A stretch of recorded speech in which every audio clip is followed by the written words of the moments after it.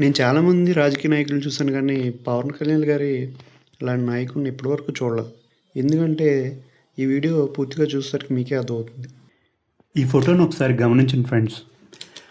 నెల్లూరు జిల్లా గజ్జలవారిపల్లికి చెందిన ఈ చిన్నారులు ప్రతిసారి వర్షం పడితే స్కూల్కి వెళ్ళడం ఒక పెద్ద సవాల్గా మారేది. రోడ్డు లేక బురదలో జారిపడుతూ పుస్తకాలు తడుస్తూ నరకయాతన అనుభవించేవారు. చివరికి తన బాధను వీడియో రూపంలో తీసి పవన్ సార్ మాకు రోడ్డు వేయించండి సార్ అంటూ ఆవేదన విజ్ఞప్తి చేశారు. పవన్ సార్ మాకు రోడ్డు వేయండి sir, please sir, please sir, మాకు మేము బుడదలో నడవలేకపోతున్నాం సార్, మాకు రోడ్డు వేయండి sir, please sir, please sir.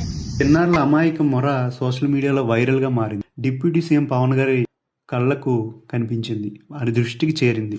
అయితే ఈ పిల్లల కష్టాన్ని చూసి ఆయన వెంటనే స్పందించారు. ప్రజల సమస్యపై తక్షణ చర్య ఎలా ఉండాలో చూపించారు. వెంటనే సంబంధిత అధికారులతో మాట్లాడి ఆ గ్రామానికి అత్యవసరంగా రోడ్డు మంజూరు చేయాలని ఆదేశాలు ఇచ్చారు. కేవలం 24 గంటల్లో సుమారు 80 లక్షల రూపాయల వ్యయంతో 1.6 కిలోమీటర్ల తార్ రోడ్డు వేయడానికి ఆయన ఆమోదం చేశారు. ఇదే నిజమైన పరిపాలన కదా. నిన్నటి వరకు బురదలో నడిచి స్కూల్కి వెళ్ళిన చిన్నారుల కాళ్ళు ఇప్పుడు కొత్తగా వేసిన తార్ రోడ్డుపై ఆనందంగా గంతులేస్తూ వెళ్ళిపోతున్నాయి. ఈ కథ మీ హృదయాన్ని తాకితే లైక్ చేయండి. ఇలాంటి మంచి వార్తల కోసం మా ఛానల్ సబ్స్క్రైబ్ చేయండి.